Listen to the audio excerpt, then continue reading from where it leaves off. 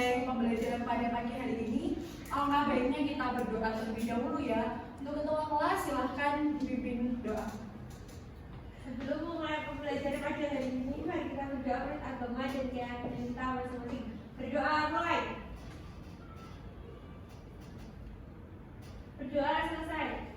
Nah, sebelum kita lanjutkan, Ibu akan mengecek kehadiran kalian semua. Apakah ada yang tidak masuk? Supriyanto, Bu. Supriyanto. Kenapa tidak masuk? Siti katanya sakit. Ya, habis panen kopi, Bu. Oke. Masih angin. Ibu absen dulu ya. Mbak Florian, Hadir. Mbak Nita, Hadir. terima kasih. Mbak Junes, hadir. Terima kasih. Mbak Sukma, Hadir. Mbak Eli, Hadir. Mbak Rani, Hadir. Mbak Nandini, Hadir. terima kasih. Mbak Zelvia, Hadir, Bu. Mbak Ica. Hadir. Oke, terima kasih. Sebelum kita lanjutkan, coba dicek di sekeliling kalian. Apakah masih ada sampah atau tidak? Sampah. Sudah bersih ya? Bersih. Oke, Ibu mau tanya, apakah kalian lapar? Lapar ya? Ya. Lapar. Kalau kalian lapar, biasanya apa sih yang kalian butuhin? Makan. Ayo geprek. Uang. Oh, uang. Iya. Oh iya, betul. Jadi kalau kalian lapar, otomatis kalian kan membutuhkan makanan ya. Jadi anak-anak, makanan itu termasuk dari kebutuhan hidup manusia. Apalagi coba kebutuhan hidup manusia selain makanan? Tidur. Bernafas. Pak? Pakaian. Uang. Jadi makanan, pakaian, rumah itu termasuk dari kebutuhan hidup manusia yang harus dipenuhi. Baik, kali ini kita akan mempelajari tentang aktivitas kebutuhan hidup manusia. Oke anak-anak, jadi kita akan mempelajari tentang aktivitas memenuhi kebutuhan manusia. Adapun tujuan pembelajaran pada pagi hari ini yaitu siswa dapat menjelaskan definisi dari kebutuhan. Yang kedua, ada siswa dapat mengidentifikasi jenis-jenis kebutuhan. Yang ketiga, siswa dapat menganalisis faktor yang mempengaruhi kebutuhan. Oke, jadi Ibu akan menyampaikan teknik penilaian. Yang pertama, Ibu mengambil nilai dari sikap, yang kedua ada pengetahuan dan keterampilan, yang ketiga ada keaktifan. Jadi kalau Ibu tanya dan kalian jawab, itu akan menambah poin. Oke, selanjutnya apa sih kebutuhan itu? Kebutuhan merupakan keinginan atas barang dan jasa yang menuntut adanya pemenuhan. Ketika barang dan jasa itu tidak terpenuhi, otomatis akan berpengaruh kepada kehidupannya. Seperti tadi, kalau kalian membutuhkan makanan, otomatis kalian harus memenuhinya. Karena kalau kalian tidak makan, kalian akan merasa apa? Sakit, lemas, lapar, seperti itu. Selanjutnya, jenis-jenis kebutuhan. Jadi, jenis-jenis kebutuhan ini dibagi menjadi 4. Yang pertama, berdasarkan tingkat kepentingan. Yang kedua, berdasarkan waktu pemenuhan kebutuhan. Yang ketiga, berdasarkan sifat. Dan yang terakhir, berdasarkan subjek. Nah, mari kita bahas satu persatu. Yang pertama, kebutuhan berdasarkan tingkat kepentingan. Yang pertama itu ada kebutuhan primer. Silakan Mbak Flo dibaca. Yang pertama, kebutuhan primer yaitu kebutuhan yang harus dipenuhi. Apabila tidak dipenuhi akan mempengaruhi kelangsungan hidup. Nah, contohnya itu makan, makanan, pakaian, dan tempat tinggal.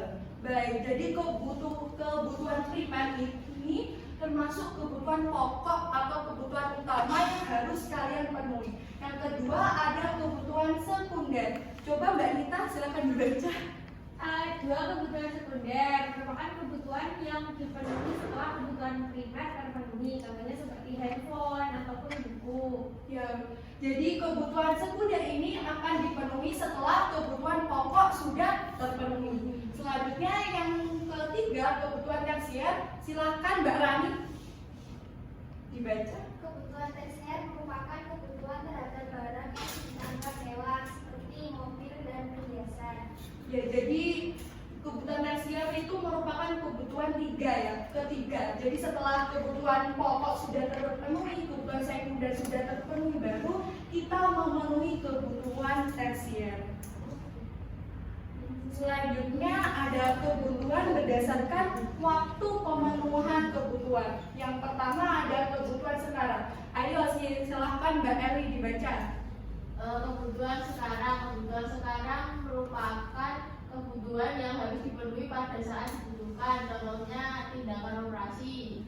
Nah, jadi anak-anak kebutuhan sekarang itu kebutuhan yang tidak dapat ditunda. Misalkan tindakan operasi. Nah, kalau kalian sedang sakit nih, misalnya, kan membutuhkan pengobatan. Jadi pengobatan itu tidak bisa ditunda. Jadi harus segera ditangani seperti itu. Yang kedua ada kebutuhan yang akan datang. Silakan Mbak Sukma dibaca. Kebutuhan yang akan datang adalah kebutuhan yang waktu pemenuhannya bisa dilakukan pada masa mendatang, contohnya ibadah haji. Ya, baik. Jadi kebutuhan yang akan datang ini bisa dipersiapkan atau dilakukan pada masa mendatang. Jadi kalian itu bisa mempersiapkan terlebih dahulu. Contohnya ibadah haji. Jadi kalau kalian mau ibadah haji, otomatis kan kita bisa merencanakan, mempersiapkan terlebih dahulu ya. Ada kebutuhan mendesak. Jadi kebutuhan mendesak merupakan kebutuhan yang terjadi secara tiba-tiba. Dia sifatnya insidental. Contohnya ini masyarakat yang terkena musibah banjir, otomatis membutuhkan seperti pakaian atau membutuhkan bantuan seperti makanan seperti itu. Namun sifatnya ini mendesak dan terjadi secara tiba-tiba. Dan yang keempat ada kebutuhan sepanjang waktu. Kebutuhan sepanjang waktu merupakan kebutuhan yang dipenuhi sepanjang waktu sampai seseorang tersebut tidak membutuhkan lagi. Contohnya adalah pendidikan. Selanjutnya kebutuhan berdasarkan sifat, bisa dibaca Mbak Nandini. Yang kebutuhan jasmani. Kebutuhan jasmani atau kebutuhan fisik merupakan kebutuhan yang bersifat memberi kepuasan pada badan atau jasmani. Contohnya seperti kebutuhan makanan, obat, dan olahraga. Jadi kebutuhan fisik ini bersifat memberi kepuasan kepada badan kita ya. Selanjutnya ada kebutuhan rohani, bisa dibaca Mbak Zilvia. Kebutuhan rohani itu merupakan kebutuhan yang pemenuhan kebutuhannya akan memberikan kepuasan tersendiri kepada rohani kita atau batin kita, contohnya hiburan dan pengajian. Selanjutnya kebutuhan berdasarkan subjeknya, bisa dibaca Mbak Ica. Kebutuhan yang pertama ada kebutuhan individu. Kebutuhan individu merupakan kebutuhan yang kepuasan dan tujuan pemenuhannya dirasakan oleh masing-masing individu. Selanjutnya kebutuhan kelompok, bisa dibaca lagi. Yang kedua, kebutuhan kelompok ini merupakan kebutuhan yang kepuasan dan tujuan pemenuhannya dirasakan oleh kelompok atau masyarakat, contohnya masjid dan rumah sakit. Jadi kebutuhan individu ini kepuasannya itu hanya ditujukan pada setiap individu. Jadi kan kebutuhan individu antar individu yang lain itu pasti berbeda ya. Selanjutnya itu ada kebutuhan kelompok. Jadi tujuan pemenuhannya ini dirasakan oleh semuanya atau sekelompok masyarakat. Contohnya ada masjid, rumah sakit, dan lain-lain. Selanjutnya ada faktor-faktor yang mempengaruhi kebutuhan. Yang pertama itu ada jenis kelamin. Tentunya perempuan dan laki-laki ini mempunyai kebutuhan yang berbeda-beda. Kalau perempuan itu biasanya membutuhkan make up, perhiasan. Kalau laki-laki tentunya tidak ya anak-anak. Selanjutnya ada tingkat pendidikan. Jadi jenjang SD sama SMP itu tingkat kebutuhannya itu pasti berbeda-beda. Misal kalau SD itu hanya membutuhkan buku, penghapus, kalau SMP itu pasti membutuhkan pensil dan lain-lain. Selanjutnya ada faktor yang mempengaruhi lingkungan tempat tinggal. Jadi misal kita tinggal di daerah pegunungan, otomatis kita membutuhkan pakaian yang tebal atau pakaian yang bisa mengatasi hawa dingin. Selanjutnya itu jika kita tempat tempat tinggalnya itu di daerah sekitar pantai, otomatis kita tidak membutuhkan pakaian yang tebal. Selanjutnya ada kemajuan teknologi. Nah, ini dia perbedaan. Kalau dulu HP itu tidak ada jaringan internetnya ya anak-anak. Tapi kalau sekarang karena sudah canggih, maka ada jaringan internetnya. Otomatis kebutuhan ini juga menambah. Kalau dulu itu nggak perlu kita beli kuota, kalau sekarang kita membutuhkan kuota. Selanjutnya ada tingkat pendapatan.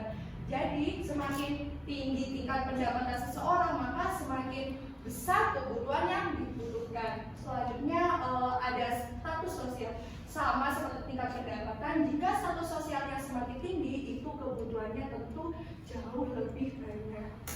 Selanjutnya ada selera. Jadi misal Mbak Nita seleranya itu minum kopi, sedangkan Mbak June seleranya minum teh. Otomatis kan kebutuhannya beda-beda. Kalau Mbak Nita itu membutuhkan kopi, kalau Mbak Junes itu pasti membutuhkan teh. Yang terakhir ada istiadat. Jadi karena Indonesia banyak sekali beraneka ragam adat istiadat, otomatis kebutuhannya itu pasti berbeda-beda. Oke, selanjutnya ada diskusi kelompok. Jadi ibu akan membagi kelompok menjadi 3. Satu kelompok berisi 3 ya. Kemudian kalian harus mengerjakan LKPD yang sudah ibu siapkan dan akan dipresentasikan ke depan kelas. Anak-anak kalian berdiskusi bersama kelompoknya masing-masing. Silakan membentuk lingkaran desa ibu. Baik, ini ibu bagikan LKPD-nya ya. Silakan diamati ya, dikerjakan. Kita diskusi bersama kelompok masing-masing. Ibu beri waktu 15 menit untuk diskusi. Siap anak-anak? Siap.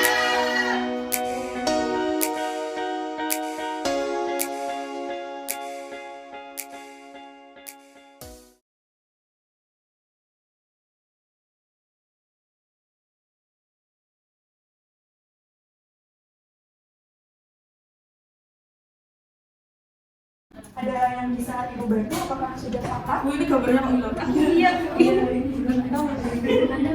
Oh, ada. Ini gambar apa? Ini gambar sofa. Sofa.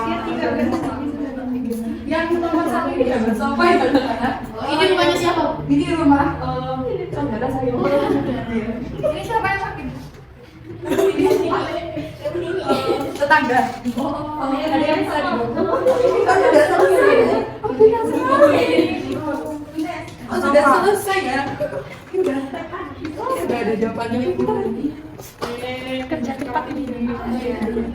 Baik, waktunya sudah selesai. Silakan perwakilan dari kelompok untuk maju satu persatu ya.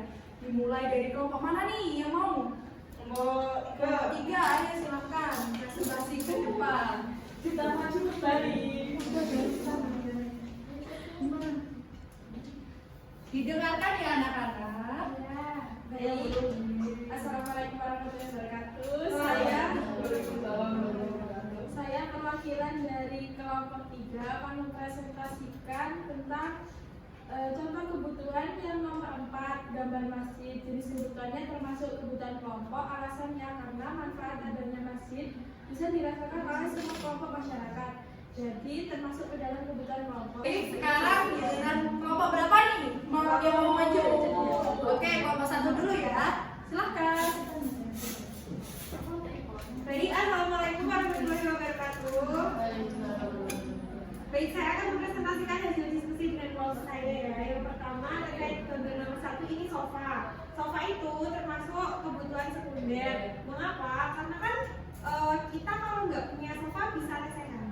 Ya, jadi itu sekunder. Nah, yang kedua itu gambar rumah, termasuk kebutuhan primer. Kenapa kebutuhan primer? Karena kalau kita nggak punya rumah, kita akan menjadi gelandangan atau penghabis naik. Jadi memiliki rumah itu adalah satu kebutuhan primer. Terima kasih. Assalamualaikum warahmatullahi wabarakatuh. Beri tepuk tangan. Selanjutnya kelompok terakhir yaitu kelompok 2. Silakan.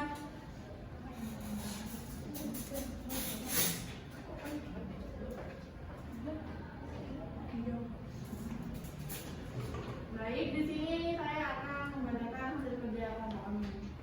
Yang nomor 3 itu kebutuhan sekarang, karena berobat merupakan yang harus dipenuhi pada saat itu juga dan tidak dapat lingkungan hidup sekolah. Baik, terima kasih. Kita beri applause juga untuk kelompok 2. Baik, sekarang Ibu akan memberikan sedikit evaluasi ya. Jadi jawaban kalian semua itu sudah tepat dan sudah benar. Beri tepuk tangan ya dong. Baik, sepertinya anak-anak setelah diskusi kelompok ini sudah mengantuk ya. Iya. Udah, mari kita SBK dulu yuk. Buka mulut tertawa 3 kali, hahaha. Buka mulut tertawa 2 kali, haha. Buka mulut tertawa 1 kali, ha. Buka mulut tertawa tanpa suara. Oke, kita coba ya. Bisa? Oke. Buka mulut tertawa 3 kali, hahaha. Buka mulut tertawa 2 kali, hahaha. Buka mulut tertawa 1 kali, ha. Buka mulut tertawa tanpa suara. Oke. Baik, sebelum kita akhiri, Ibu mau tanya kesimpulan pada pembelajaran kali ini tuh apa sih? Saya Bu. Silakan Mbak Junes. Kesimpulannya, jadi kebutuhan hidup manusia itu pada dasarnya berbeda antara individu satu dengan individu lainnya, serta sifatnya hampir tidak terbatas. Kebutuhan yang hampir tidak terbatas ini perlu diimbangi dengan alat pemuas kebutuhan yang memadai. Baik, terima kasih sudah membantu Ibu menyimpulkan materi pada pembelajaran kali ini. Tepuk tangan dong. Baik, sebelum kita mengakhiri pembelajaran, jangan lupa minggu depan kita akan belajar mengenai alat pemuas kebutuhan. Jangan lupa belajar dan dibaca bukunya ya anak-anak. Selanjutnya Ibu mau tanya, bagaimana pembelajaran pada hari ini? Sedih, menangis atau mengantuk? Senang. Oke. Senang ya. Baik, semoga pembelajaran kali ini dapat memberikan manfaat bagi kita semua. Tetap jaga kesehatan dan tetap semangat untuk belajar karena kesuksesan itu tidak diraih oleh orang yang bermalas-malasan. Jadi kalian harus tetap giat belajar ya anak-anak. Iya. Oke, sebelum kita mengakhiri pembelajaran kali ini, kita berdoa terlebih dahulu. Untuk ketua kelas silakan memimpin doa bagi teman-teman. Baik, sebelum mengakhiri pembelajaran ini, mari kita berdoa untuk akan mengakhiri kita masing-masing. Berdoa apa lagi? Berdoa selesai. Alhamdulillahirobbilalamin. Ibu akhiri, bila ada kurang lebihnya Ibu mohon maaf. Wassalamualaikum warahmatullahi wabarakatuh.